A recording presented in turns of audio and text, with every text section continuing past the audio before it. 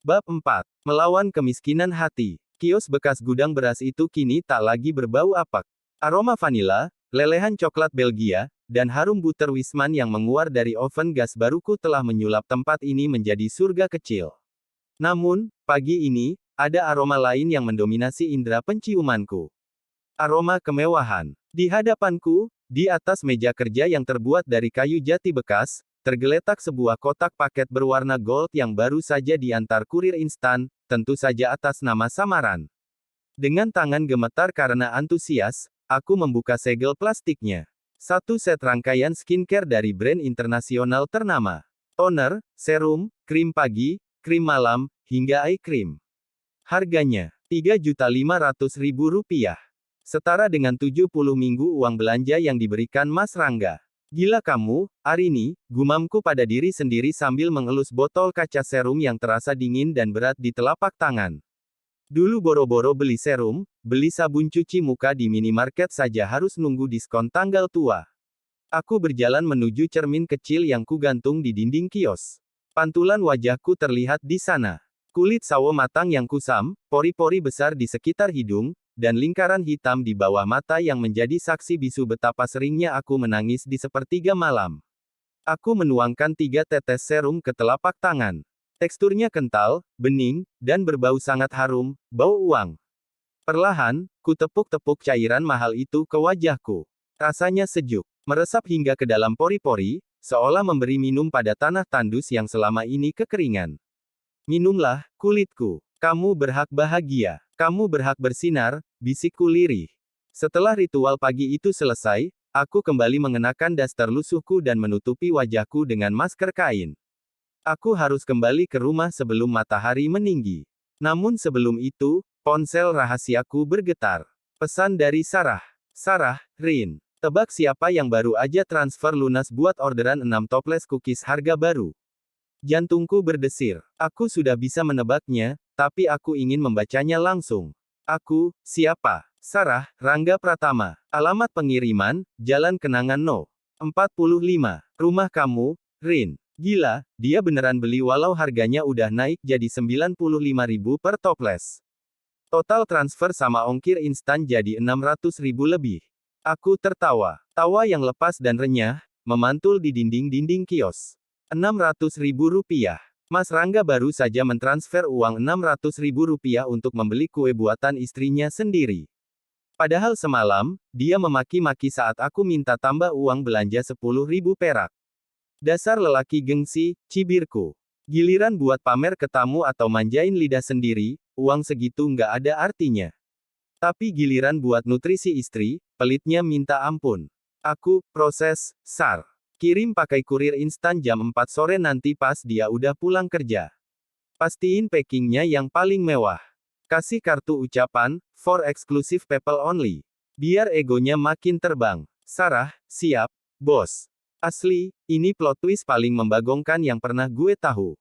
Semangat, Rin. Aku menutup ponsel, membereskan kios, dan bergegas pulang. Langkahku terasa ringan. Di wajahku, serum mahal itu sedang bekerja, dan di rekeningku, uang Mas Rangga baru saja kembali ke pemilik aslinya, aku. Seminggu berlalu, efek dari skincare mahal dan nutrisi makanan yang kuasup diam-diam di kios mulai menunjukkan hasil. Wajahku yang tadinya kusam seperti kain pel, kini mulai terlihat lebih cerah. Bukan putih pucat, tapi bersih. Kenyal. Dan yang paling penting, mata pandaku mulai memudar karena aku sudah tidak lagi menangisi nasib sebelum tidur. Aku tidur nyenyak di atas tumpukan uang. Sore itu, aku sedang menyetrika kemeja kerja Mas Rangga di ruang tengah. Bau pelicin pakaian murahan menyeruak, tapi samar-samar, tercium juga aroma floral elegan dari krim leher yang baru saja kupakai. Mas Rangga keluar dari kamar mandi, handuk melilit di pinggangnya. Ia berjalan melewati, lalu tiba-tiba berhenti. Ia mundur selangkah, mendekatkan wajahnya ke arahku. Hidungnya mengendus-endus udara seperti anjing pelacak. Kamu pakai parfum apa, Rin? Tanyanya curiga. Aku tetap fokus menyetrika, meski jantungku berdegup kencang. Nggak pakai apa-apa, Mas. Cuma pakai sabun mandi batang yang biasa. Masa sih? Rangga mendekatkan hidungnya ke leherku. Aku tersentak kaget, refleks menjauhkan tubuh. Mas, apa-apaan sih? Nanti kena setrika, seruku. Rangga menatapku lekat-lekat. Matanya menyipit, menelusuri wajahku dari dahi hingga dagu. Ada kilatan aneh di matanya. Bukan nafsu, melainkan kebingungan bercampur kecurigaan. Kok muka kamu beda? Beda gimana? Tanyaku datar. Nggak tahu. Lebih bersih. Lebih licin. Rangga mengerutkan kening. Perasaan duit belanja nggak pernah aku tambah. Kamu pasti nggak mungkin ke klinik kecantikan. Pakai susuk ya kamu. Aku menahan hasrat untuk melempar setrika panas ini ke wajahnya. Astagfirullah, Mas. Susuk apa? Duit dari mana buat pasang susuk? Elaku. Ini cuma karena aku rajin wudhu dan sering maskeran pakai air cucian beras. Katanya resep nenek moyang biar awet muda. Air cucian beras. Rangga mendengus, setengah percaya setengah tidak. Awas aja kalau kamu aneh-aneh. Atau jangan-jangan, kamu dapat uang dari laki-laki lain. Pertanyaan itu meluncur begitu saja, tajam dan menusuk. Aku meletakkan setrika dengan posisi berdiri, lalu menatap matanya tajam. Laki-laki lain siapa yang mau sama istri kucel kayak aku, Mas? Mas sendiri yang bilang aku bau bawang, kan? Jadi siapa yang mau ngasih duit ke wanita bau bawang? Rangga terdiam. Kata-katanya sendiri kini menjadi bumerang yang membungkam mulutnya. Iya, siapa tahu, gumamnya salah tingkah. Zaman sekarang kan banyak aki-aki gatel yang suka sama istri orang. Belum sempat aku membalas tuduhan konyol itu, terdengar suara klakson motor di depan pagar. Tin, paket, atas nama Bapak Rangga Pratama. Wajah Rangga seketika berubah cerah. Ia melupakan kecurigaannya padaku dan bergegas ke depan. Sheila yang sedang main HP di kamar juga langsung berlari keluar seolah punya radar pendeteksi paket. Itu pasti kuenya. Itu pasti cookies sultannya. Teriak Sheila heboh. Aku mengikuti mereka dari belakang dengan langkah pelan. Di teras, Rangga sedang menerima bungkusan kotak besar berwarna hitam dengan pita emas yang elegan. Branding baru dapur manis benar-benar terlihat mahal. Sarah memang tidak main-main. Wih, gila, packingnya aja kayak kado ulang tahun pejabat. Seru Sheila, matanya berbinar-binar menatap kotak itu. Apa itu? Enggak, kok mewah sekali. Ini cookies yang waktu itu Sheila bawa, Bu. Rangga pesan 6 toples. Katanya ibu suka, kan? Ujar Rangga dengan bangga, seolah ia baru saja membelikan sebuah pulau. Ya ampun, anakku memang paling berbakti. Bu Lastri menepuk-nepuk pipi Rangga. Tahu aja selera ibu. Iya, kue itu enak banget, enggak? Beda sama jajanan pasar. Mereka bertiga masuk ke ruang tamu seperti prosesi kerajaan membawa harta karun. Aku hanya berdiri di ambang pintu, menjadi penonton setia drama ironi ini. Rangga meletakkan kotak itu di meja, lalu membukanya perlahan. Di dalamnya, 6 toples berjajar rapi dengan stiker gold foil bertuliskan, dapur manis, eksklusif artisan cookies. Wah, baunya. Sheila menghirup udara saat toples pertama dibuka. Aroma butter premium langsung memenuhi ruang tamu yang sempit itu. Ini sih fix mahal banget rasanya. Harganya berapa ini? Enggak. Tanya Bu Lastri sambil mengambil satu keping. 95.000 per toples, Bu. Belum ongkirnya, jawab Rangga santai. Aku melihat ekspresi Bu Lastri. Biasanya, jika mendengar harga makanan di atas 10.000, beliau akan mencak-mencak bilang pemborosan. Tapi kali ini, beliau justru tersenyum lebar. Ada harga ada rupa memang. Nggak apa-apa mahal, yang penting kualitasnya. Lidah ibu ini nggak bisa dibohongi, ucap Bu Lastri sombong. Aku tersenyum miring di balik punggung mereka. Lidah ibu memang nggak bisa dibohongi, tapi harga diri ibu baru saja ibu jual seharga 95.000 ke menantu yang ibu benci. Mereka mulai makan. Arini, panggil Rangga dengan mulut penuh coklat. Iya, Mas. Aku mendekat. Ambilkan minum. Seret nih, perintahnya. Bawakan air dingin yang banyak. Baik, Mas. Aku ke dapur, menuangkan air es ke dalam teko plastik. Saat kembali, aku melihat toples pertama sudah hampir habis diserbu Sheila dan Bu Lastri. Mbak Arini ngapain masih di situ? Sana lanjut setrika. Usir Sheila saat melihatku masih berdiri memperhatikan mereka makan. Jangan ngiler ya, ini kue mahal. Nggak cocok buat mbak. Aku nggak ngiler kok, Sheila, jawabku tenang. Aku cuma senang lihat kalian makan lahap begitu. Ternyata masakanku, maksudku, ternyata kue itu cocok di lidah kalian. Masakanmu. Rangga menaikkan alis, curiga. Maksud kamu apa? Aku pura-pura menutup mulut, seolah keceplosan. Maksud aku senang kalau Mas Rangga suka jajan mahal. Berarti keuangan Mas Rangga lagi bagus, ya? Alhamdulillah. Rangga mendengus. Ya baguslah. Aku kan manajer, bukan pengangguran. Kalau begitu, boleh dong uang belanja minggu depan ditambah. Tembaku langsung. Masa buat beli kue 6 toples seharga 600.000 ada, tapi buat beli lauk istrinya cuma 50.000. Suasana di ruang tamu seketika hening. Kunyahan Sheila berhenti. Tangan Bu Lastri yang memegang kue menggantung di udara. Rangga meletakkan toplesnya dengan kasar.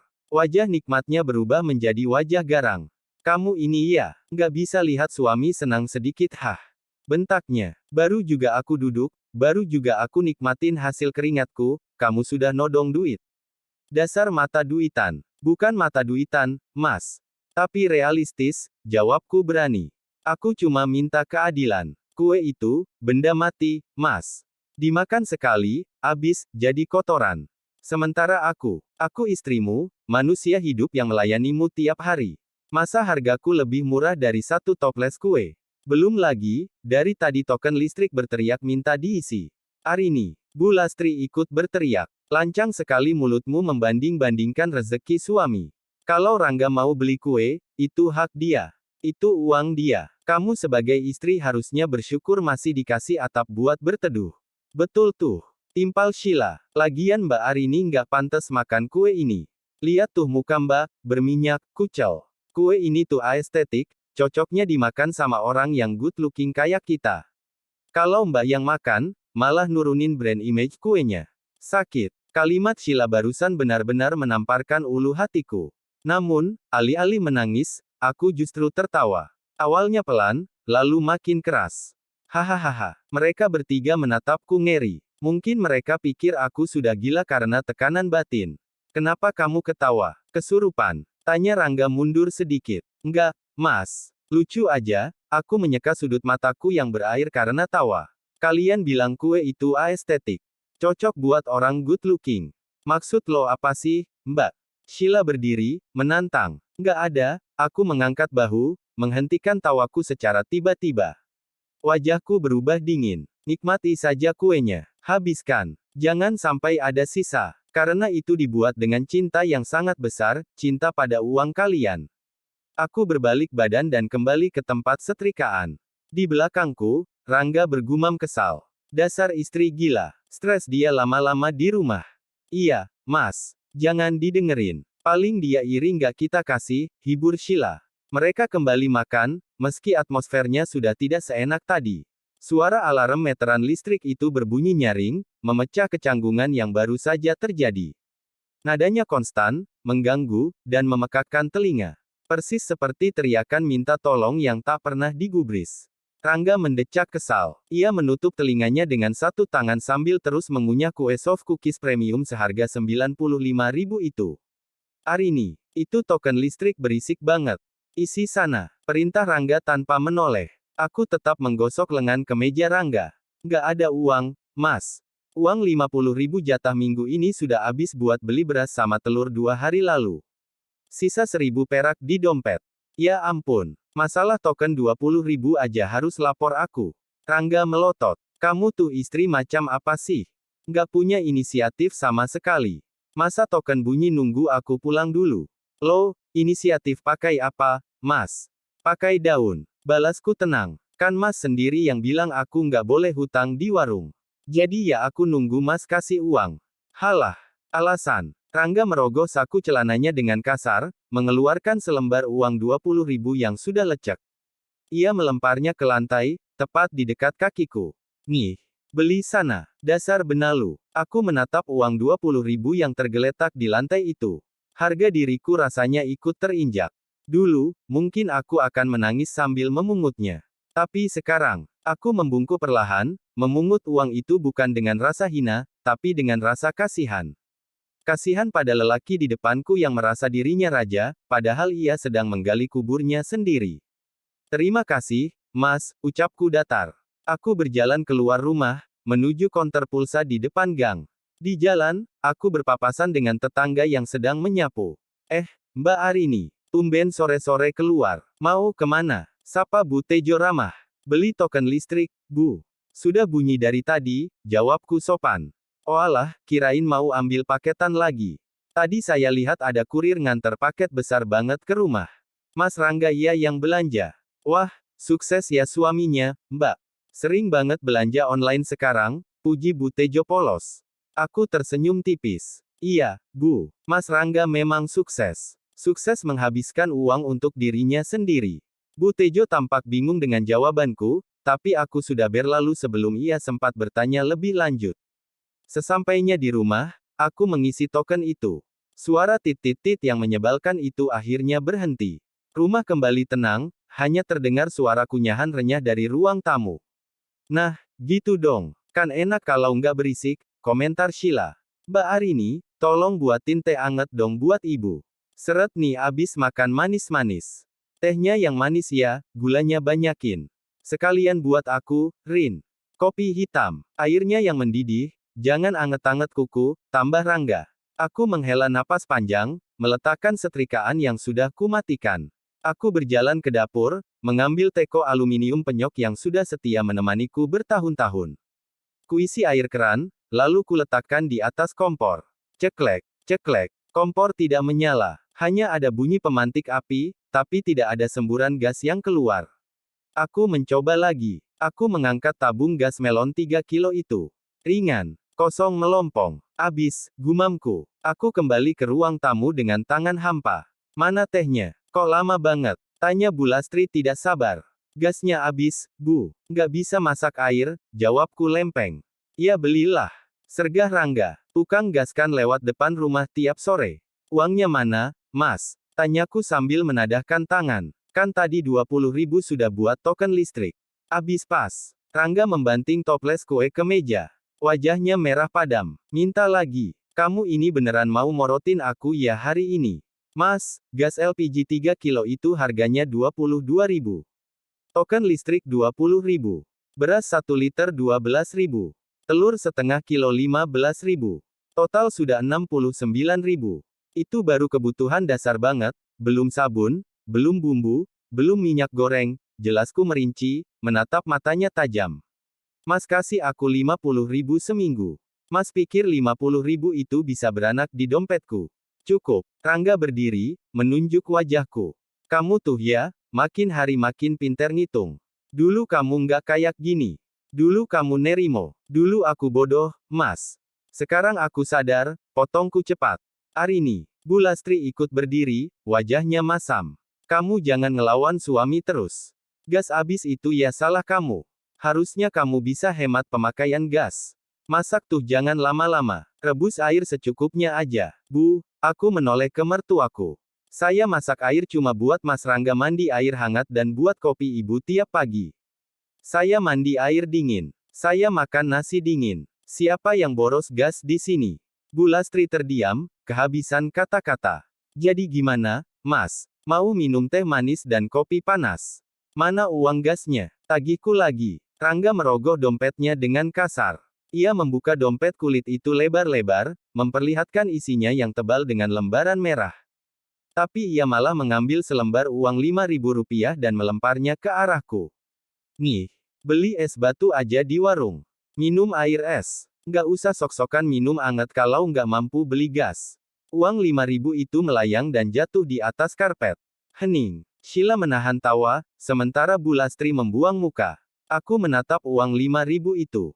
Penghinaan yang luar biasa. Suamiku mampu membeli kue 600.000, tapi menyuruh ibunya sendiri minum air es karena pelit mengeluarkan 20.000 perak untuk gas. Baik, Mas, ucapku pelan, sangat pelan. Aku tidak memungut uang itu. Aku biarkan tergeletak di sana sebagai saksi kebusukan hati mereka. Kalau begitu, silakan minum air keran.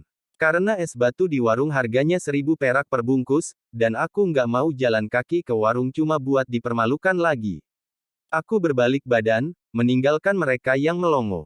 Mau kemana kamu? Teriak Rangga. Mau tidur. Capek, jawabku singkat. Heh, kerjaanmu belum beres. Setrikaan masih numpuk. Piring kotor bekas makan kue belum dicuci. Aku berhenti di ambang pintu kamar. Aku menoleh sedikit, memberikan senyuman paling manis namun paling dingin yang pernah kuberikan. Cuci sendiri, Mas. Kan Mas punya tangan. Atau suruh Sheila yang good looking itu. Sayang kan kalau tangannya cuma buat main HP. Brak, aku membanting pintu kamar dan menguncinya. Di luar, terdengar teriakan Rangga yang memaki-maki, diikuti suara tangisan Sheila yang tidak terima disuruh mencuci piring. Aku bersandar di balik pintu, jantungku berdegup kencang. Bukan karena takut, tapi karena adrenalin kemenangan. Aku tahu, hal paling baik yang pernah Mas Rangga lakukan adalah tidak KDRT. Aku merogoh saku dasterku, mengambil ponsel rahasiaku. Ada notifikasi baru dari aplikasi mobile banking. Transfer masuk, Rp1.500.000. Keterangan, DP pesanan hampers kantor Bu Devi. Aku tersenyum lebar. Sangat lebar. Biarlah gas abis. Biarlah token bunyi kalau nanti abis lagi. Biarlah mereka minum air keran. Besok, aku akan makan nasi padang sendirian saat jam makan siang. Pakai uangku sendiri. Selamat menikmati kemiskinan hati kalian, bisikku lirih, lalu melangkah menuju kasur empukku, satu-satunya tempat di rumah ini yang masih terasa milikku. Arini, ingat, jangan boros ya. Harus nabung, kita bangun rumah.